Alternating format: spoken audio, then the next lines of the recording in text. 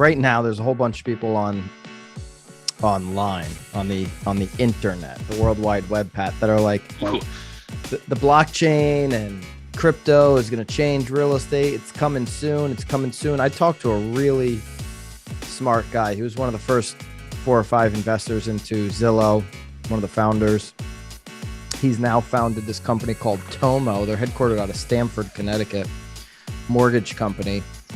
And they're like a new tech disruptor mortgage company. And I asked him, I said, hey, what do you think? Do you think we're going to get to a day here soon where we do away with all the town halls and everybody's titles and deeds are just, living on the blockchain? And he goes, that is so far away. It's just not going to happen anytime soon. And this is a guy who is a disruptor, who's a tech guy, who, he's Silicon Valley, wants technology to take over, has invested in it throughout his career. One of the investors in Expedia and those companies early on. That was one of his early companies he was involved with. So he's not like some guy that's just like an old timer, but he just says it's just, he says to me, go convince one town hall to do it, let alone all of them. All the little towns in Connecticut. Get one town hall to switch over to the blockchain. You know how hard that would be? And then you have to duplicate that to every single one. What's the benefit to them?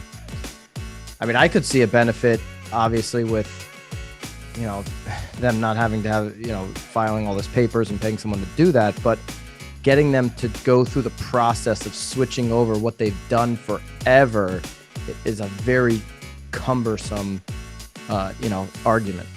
Well, we talked about that a bit too, right? That was, theoretically the most likely thing to happen in I'm making air quotes here for the listeners, short time, is using blockchain as a ledger, right? Like that's really, how that's going to work. Using it to transact, I don't think is going to be anytime soonish, but we talked about, right, the first steps to move some of those things forward.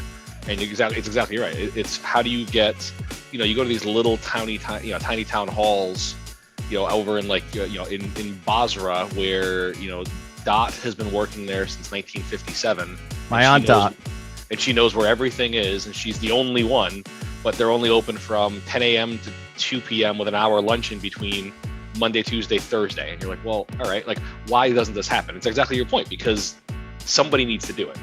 And no one wants to. And to your point, why would they? What does it matter to them?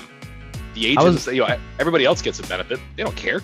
I was a little bit surprised that he was not very bullish on it happening anytime soon.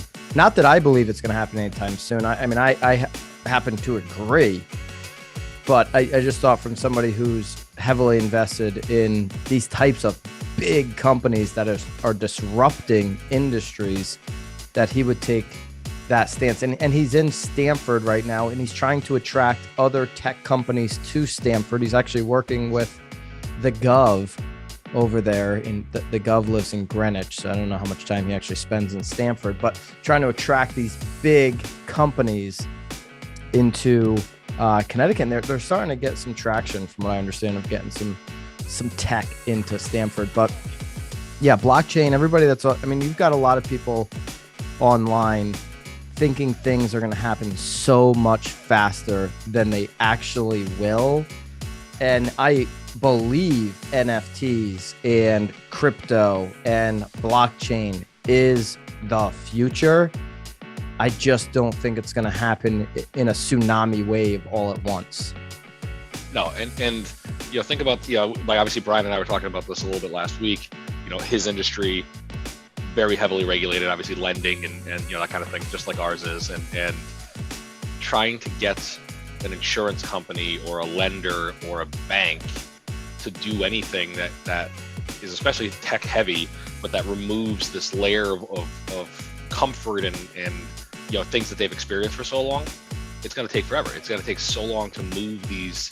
These are massive ships that you're trying to turn directions on. And especially in a lot of those organizations, again, banks, especially big banks, right? And then, in insurance companies, they're just very, very conservative. They're, fiscally conservative and have been for a long time. And the idea of trying to disrupt right? You're the leverage to do that really isn't there yet. And the idea that it's easier for 4 out of the 6 people involved in the process when the bank is the one who controls the money and doesn't care. Good luck. That's the part that's so hard to get people to get around the corner on. To me, some stuff that makes sense is, being able to, purchase real estate with crypto. And Jeff Bezos just invested in a company that is doing just that in South America.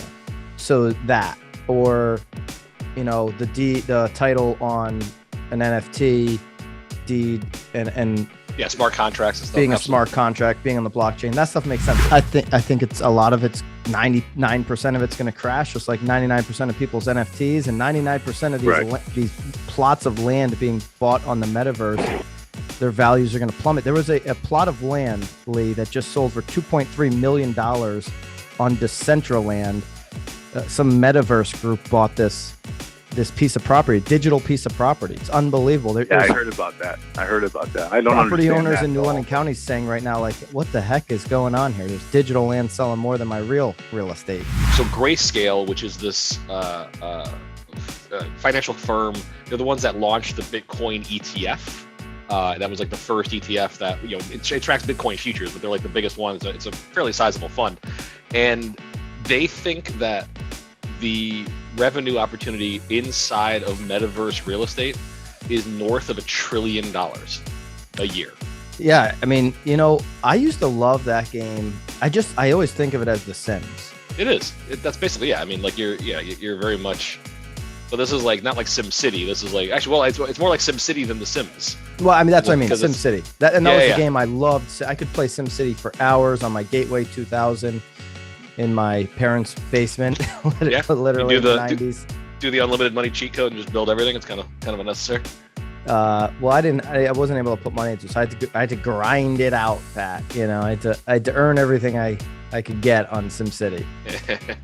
But yeah, that's what I think of when I think of this. Like, okay, it's basically a blank slate of land, and you're trying to figure out what is the best plot going to be in 20 years when this digital land, this digital metaverse of plots becomes valuable where multiple people are in on it. What plot am I going to want to be sitting on, and for what purpose?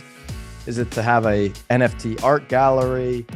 I mean, the weird thing is, what are you going to actually do there? You can't sit, the one thing that came through my head is you can't sit down and eat, can you? Can you sit down and eat in these digital worlds? Is that going to be fulfilling in any way? Are you going to get any nutrients out of that? Well, so I think a lot of the whole augmented reality, virtual reality thing, right? So you've seen a lot more, I'm sure. Facebook had Oculus now it's Meta, whatever. Meta has Oculus, right? And I don't know if you saw, like, during the Macy's Day Parade, there was a boatload of augmented reality happening that you could see through your phone if you were physically there. If you were watching it on TV, obviously they just layered it over the top of the video feed. But they had people that they'd given these VR headsets to that would look up and see, the actual float in a video stream, because that's where they were. And then they'd see, like, I think at one point, there was like a Star Wars one, and all of a sudden, the Millennium Falcon comes in, like, flying in the cities of New York, and like flies through the parade and takes off again. And you watch these people on the screen with their headsets on. Like, that's how they're going to interact with all of the metaverse stuff, right? Now, to your point, unless you like Uber Eats some actual food from the metaverse restaurant, you're not going to do that kind of thing. I don't think we're in like that kind of a future yet, but people are. It's weird. They're going to go live in these kind of environments, and it's a human video game now. But you'll be able to go in and purchase services and buy all this stuff and from these. If you're making money in this metaverse, then, like, real money, if you're making legit money, then you're probably just going to wake up, put this thing on, go into that universe. Like, if you can make more money in that universe than you can in the real universe, then this is going to turn into like one of these weird time there. Well, it's going to turn into one of these weird, like, we're still a ways out, listen, but like, this looks like one of those weird futuristic sci-fi movies, like, where people just, they work in the metaverse and hey, time to go to work, honey. Okay, see you later. Slap on the headset. and then they're in this weird Legoland environment thing, and it's gonna be kind of nuts. So then I think like the only thing you ever do when you come out of it is go to the doctor and go to dinner. Yeah, and use the bathroom and sleep. Other than that, like that's the thing that's beautiful is you still need real estate to be in the metaverse. You can't do it without being inside of some type of building.